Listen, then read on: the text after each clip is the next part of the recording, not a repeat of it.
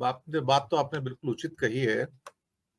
अरुण कुमार शर्मा जी, आज सुबह जो फोटोग्राफ थे महात्मा गांधी की मूर्ति से, और खासतौर से मैंने राहुल की बॉडी लैंग्वेज पढ़ी। इंसिडेंटली मैं बॉडी लैंग्वेज का पढ़ाता हूं एक्चुअली यूनिवर्सिटीज में। I am a faculty for that one. मैंने उसको लॉस्ट देखा। He was lost. वो लेफ्ट राइट देख रहा है, फ्रंट देख रहा है। मुझे ऐसा एहसास हुआ कि जैसे कोई बच्चा मेले में माँ बाप से बिछुड़ जाता है और परेशान होता है कि मेरे माँ बाप कहाँ गए हैं। ये उसकी बॉडी लैंग्वेज थी।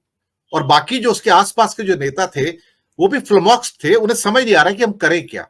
एक खो चुके हैं। वो एक ऑनस्लॉट है मोदी का, जिसके आगे वो खड़े तो हैं, उन्हें नहीं पता लग रहा कि उन्हें करना क्या है, कार्यशैली क्या होनी चाहिए, निर्णय क्या होना चाहिए। ये वो समय है जब आप नपुंसक नहीं बन सकते। ये वो समय है जब आपको अपना पुरुषार्थ दिखाना है। ये वो समय है जब आपको एक निर्णय लेना है, और वो निर्णय भारतवर्ष के इस समय काल में सबसे बड़ा निर्णय है। ऐसा नहीं कि पहले ऐसे समय नहीं आए हैं, लेकिन ये संक्रमण काल कुछ ज्यादा भयंकर है, कुछ ज्यादा ही विभत्स है।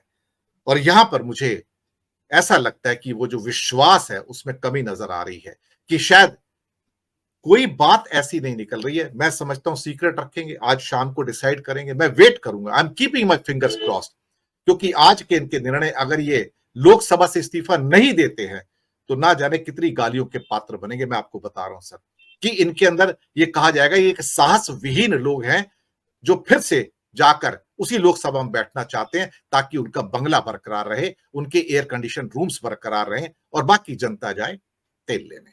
अरुण कुमार जी जी, अभी आपने एक बात और कह दूं कि मैं एक बात कह दूं, मैं बहुत बार कई शब्द बिल्कुल ब्लंट बोलता हूं मैं, लेकिन सीधे बोलता हूं ताकि उसको टक्कर लगनी चाहिए। उसको बोलने में कोई बुराई नहीं है। अगर आप ब्लंट, कई बार ब्लंट का मतलब सच अगर नहीं बोल सकते हो, और सच कहने से घुमा फिरा के झूठ की चाशनी में पिरो के सच आपको परोसना है, तो फिर वो काम नहीं होगा। कई बार वो सच कड़वा है, लेकिन सुनने की आदत होनी चाहिए उनको। अरुण कुमार जी जी, आपने एक शब्द बोला, बदअभास। सर, ये तो बिल्कुल आपने समुद्रिक शास्त्र पढ़ लिया, आपने फेस रीडिंग कर ली। और मुझे याद आता है 1976 का वो सीन, जब मुझे गिरफ्तार करके तिहाड़ जेल में ठूसा गया था, और तिहाड़ जेल के गेट पर मदन लाल खुराना जी मेरा स्वागत कर रहे थे। उनमें अरुण जेटली भी थे। और आपको पता है, मैं भी एक बेल्ट कैप का आदमी हूं। मैंने, आज मंगलवार है इसीलिए अपने उत्साह को बढ़ाने के लिए लाल शर्ट पहनी है। अब मैं बात आता हूं मुद्दे पर। यह कहा गया कि वेद पढ़ना आसान है, किंतु जिस दिन आपने किसी की वेदना को पढ़ लिया तो समझिए आपने ईश्वर को प्राप्त कर लिया। यह मेरा शास्त्र मुझे आदेश देता है। और क्या आदेश देता है? आपने एक सीन क्रिएट किया, जब कुरुक्षेत्र में शंखनाद हुआ तो अर्जुन भाई साहब हमारे घबरा गए। भाई, अब तो कृष्ण ने, साले साहब ने बजा दिया शंख, तब तो लड़ना ही पड़ेगा। परंतु मन में कुछ भ्रांति थी, वो भ्रांति उन्होंने दूर की। वो कैसे दूर की? उसके बाद की एक कविता है पुष्यमित्र उपाध्याय जी। वो मैं कविता नहीं सुना रहा आपको, उसका कुछ मैं उसको रद्दो बदल करके आपको बताता हूं। 3-4 लाइनें बता देता हूं सिर्फ। उठो राज्यसभा लोकसभा सदस्यों, कलम विचार दृढ़ प्रतिज्ञ कर लो, अब ना कोई नेहरू गांधी मनमोहन आएंगे। तुम क्यों निश्चल बन रहे जब तानाशाह रंग दिखाएंगे। छोड़ो लोकसभा राज्यसभा, सड़क संभालो, खुद ही अपना लोकसभा बचा लो। दुत बिछाए बैठे शकुनी, कब तक आस लगाओगे। तुम बिके हुए मीडिया पत्रकारों से, अखबारों से कैसी रक्षा मांग रहे हो लोकतंत्र की। दुशासन दरबारों की कब तक आस लगाओगे तुम। समझो लज्जा हीन पड़े हैं, वो क्या लोकतंत्र की लाज बचाएंगे। कल तक केवल अंधा राजा, अब गूंगा बहरा भी है। होठ सील दिए जनता के जब, मस्तक सब जब बिक जाएंगे। सर कानों पर जब पहरा भी है, तुम ही कहो अब अश्रु तुम्हारे किसको किससे बचाएंगे। सर ये एक मैंने टूटी फूटी लैंग्वेज में लिखा है।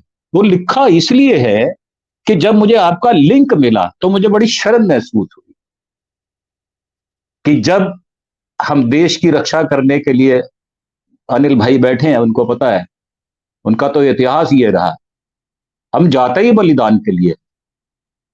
और जब हम बलिदान के लिए ही जाते हैं और जब हम इलेक्ट होते हैं तो बड़े कॉलर बढ़िया पहनकर और हम लोकसभा में बैठकर विचार विमर्श करते हैं, और जब सामने वाला ऐसा हो जाए कि उसकी तुलना कुरुक्षेत्र के रण क्षेत्र से करनी पड़ जाए, तो फिर शस्त्र कौन सा है आपके पास।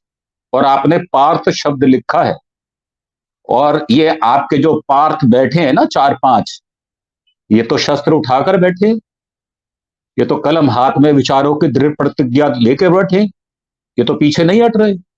अब जिनको उठाना है वो आपने शब्द बोल दिया है, मैं वो दोबारा नहीं बोलूंगा, वो तो एकदम गौण है, मौन है। तो ऐसे मौन शब्दों से, जबकि ये हमारे शास्त्र कहते हैं कि मौन भी मुखर होता है, परंतु भाषा कैसी हो, शरीर का संयम कैसा हो, स्वाध्याय कैसा हो, ये तो आपने सवेरे ही पढ़ लिया। और तुर्रा उस पर आज सवेरे आपने उनका बयान सुना मोदी जी का कि ये जो पोर्च है ना, बाहर बरामदा जो है, इसमें जगह बहुत खाली है, मैंने बहुत जगह बनाई है, और वो पूरा विपक्ष यहां बैठेगा। सर आप ये देखिए कि ये जो सिर पर मद चढ़ा है वो कैसा विचित्र है, जो उतरने का नाम नहीं ले रहा। और हम उम्मीद कर रहे हैं कि ये रिजाइन दे देंगे। बिल्कुल नहीं देंगे सर, मैंने बहुत विचार किया इस पे, बिल्कुल नहीं देंगे। ना ये सड़कों पर आएंगे, ये लोकसभा की सीटों का बंटवारा करेंगे, और अधकचरी दृढ़ प्रतिज्ञा, मतलब पूरा विवेचन करके मात्र एक कैंडिडेट, जहां इंडिपेंडेंट भी ना खड़ा हो, ये नहीं कर पाएंगे। मेरी तो उम्मीद यही है। बाकी तो वर्तमान है, ये तो भविष्य बताएगा क्या होगा क्या नहीं होगा। मेरी उम्मीद ये है कि आज कुछ हल 50-60% आपको नजर आएगा, परंतु आज पिक्चर क्लियर होने वाली नहीं है। इसके लिए हमें थोड़ी और इंतजार करना पड़ेगा, सहनशीलता दिखानी पड़ेगी। कुछ और डैमेज होने वाला है, बड़ा डैमेज होने वाला है, मैं बता रहा हूं आपको। मैंने बहुत पहले एक आपको शंका जाहिर की थी कि हमारे बॉर्डर पर भी कुछ होगा, तो देखो ये 2